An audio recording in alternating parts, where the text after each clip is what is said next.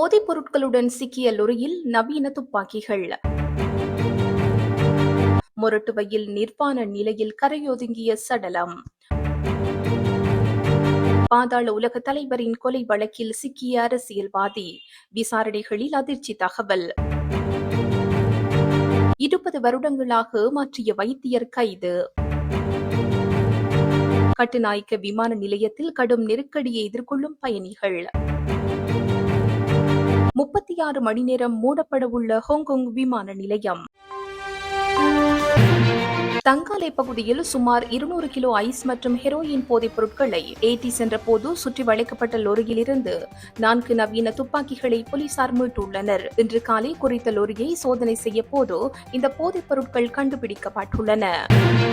Moratuwa எகொடவுயனல் police பிரிவுக்கு உட்பட்ட மோதர ஜெகத்புர கடற்கரையில் இன்று காலை நிர்வாண நிலையில் சடலம் ஒன்று கரையொதுங்கியுள்ளது. எகொடவுயன போலீஸ் நிலையத்துக்கு கிடைத்த தகவலுக்கு அமைய சடலம் மீட்கப்பட்டதாக போலீசார் தெரிவித்துள்ளனர். இருப்பினும் உயிரிழந்த நபர் அடையாளம் கண்டறியப்படவில்லை என போலீசார் குறிப்பிட்டுள்ளனர். சடலமாக மீட்கப்பட்டவர் 50 முதல் 60 வயதிற்கு இடைப்பட்டவர் என போலீசார் சந்தேகம் வெளியிட்டுள்ளனர்.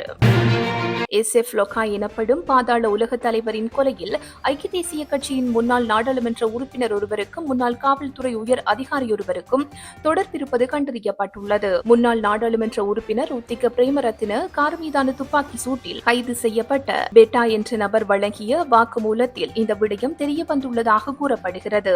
இந்நிலையில் பெட்டா என்ற குறித்த சந்தேக நபர் SF லொகாவுடனான தகராறை பயன்படுத்திக் கொண்டு அனுராதபுர உதவி காவல்துறை கண்காணிப்பாளர் பிரதி காவல்துறை பரிசோதகர் மற்றும் கஞ்சாவுடன் பிடிபட்டு தற்போது இடைநீக்கம் செய்யப்பட்ட முன்னாள் காவல்துறை சார்ஜென்ட் ஒருவருடன் இணைந்து இந்த கொலையை திட்டமிட்டதாக தெரிவித்துள்ளார்.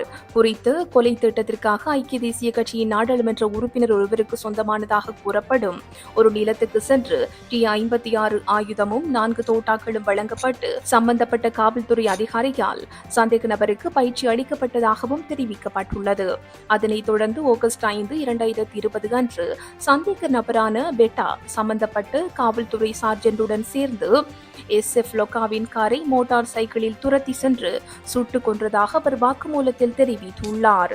கொலைக்கு பிறகு அனுராதபுரத்தைச் சேர்ந்த தொழிலதிபர்கள் குழு ஒன்று சம்பந்தப்பட்ட காவல்துறை அதிகாரிகளுக்கு 130 மில்லியன் வழங்கியதாகவும் பெட்டா கூறியுள்ளார். அதன்படி சட்டவிரோத சொத்துக்கள் புலனாய்வு பிரிவு தொடர்புடைய சந்தேக நபர்களுக்கு எதிராக பண மோசடி தடுப்புச் சட்டத்தின் கீழ் விசாரணையை தொடங்கியுள்ளதாக தெரிவிக்கப்படுகிறது. கிட்டத்தட்ட 2 தசாப்தங்களாக தனி மருத்துவராக காட்டிக்கொண்டதாக கூறப்படும் 54 வயது நபர் ஒருவர் நேற்று மாலை எகொடவுயனவில் கைது செய்யப்பட்டுள்ளார். வாதுவ தெல்துவ பகுதியைச் சேர்ந்த சந்தேக நபர் ஸ்ரீ தலருக்கராம விகாரைக்கு அருகில் சகன சேவா என்ற பெயரில் வைத்திய நிலையத்தை நடத்தி வந்துள்ளார். அவர் வேறொரு மருத்துவருக்கு சொந்தமான இலங்கை மருத்துவ கவுன்சிலின் பதிவு எண்ணை மோசடியாக பயன்படுத்தி நோயாளிகளுக்கு சிகிச்சை அளித்து வந்ததாக போலீசார் தெரிவித்தனர். விசாரணையில் மருத்துவ மையத்தில் உரிமம் பெறாத மருந்துகள் இருப்பது கண்டுபிடிக்கப்பட்டுள்ளது. கட்டுநாயக்க விமான நிலையத்தில் நேற்று முன்தினம் சுமார் 2 மணி நேரமும் 30 நிமிடங்களும் செயலிழந்திருந்த குடிபரவு மற்றும் குடியகழ்வுத்துறையின் கணினி அமைப்பு இயல்பு நிலைக்கு திரும்பியுள்ளது. இந்த செயலிழப்பால் குடிபரவு மற்றும் குடியகழ்வு திணைக்களத்தின் வருகை மற்றும் புறப்பாடு கவுண்டர்கள் இரண்டும் செயலிழந்தன. இது சுற்றுலா பயணிகளுக்கு கடுமையான தாமதத்தை ஏற்படுத்தியதாக தெரிவிக்கப்படுகிறது. இந்த கணினி அமைப்பு கடந்த 8 ஆண்டுகளாக ஒரு தனியார் நிறுவனத்தால் நிறுவப்பட்டு பராமரிக்கப்படுகிறது. இந்த அமைப்பு ஒவ்வொரு மாதமும் பல முறை இதுபோன்று செயலிழந்து வருவதாக தகவல்கள் வெளியாகியுள்ளது. மேலும் பெரும்பாலான நாட்களில் பிற்பகலில் கணினி மெதுவாக செயல்படுவதாக குடிபரவு மற்றும் குடியகழ்வு திணைக்கள வட்டாரங்கள் தெரிவிக்கின்றன. சுற்றுலா பயணிகள் அதிக எண்ணிக்கையில் இலங்கைக்கு வருகை தரும் நேரத்தில் இதுபோன்ற பலவீனமான கணினி அமைப்புகளுக்கு பதிலாக அரசாங்கத்தால் நிறுவப்பட்டு பராமரிக்கப்படும் கணினி அமைப்பின் அவசியத்தையும் அவர்கள் சுட்டிக்காட்டியுள்ளனர். புயல் அச்சம் காரணமாக ஹாங்காங் சர்வதேச விமான நிலையம் இந்த வாரம் அனைத்து பயணிகள் விமானங்களையும் 36 மணி நேரம் நிறுத்தி வைக்க தயாராகி வருவதாக நன்கு அறிந்த வட்டாரங்களை மேற்கோள் காட்டி news.az செய்தி வெளியிட்டுள்ளது.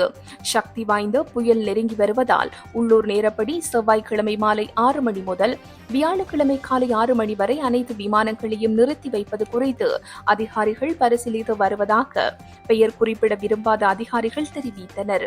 இது தொடர்பாக முறையான அறிவிப்பு இன்று வெளியாகும் என்று எதிர்பார்க்கப்படுகின்றது.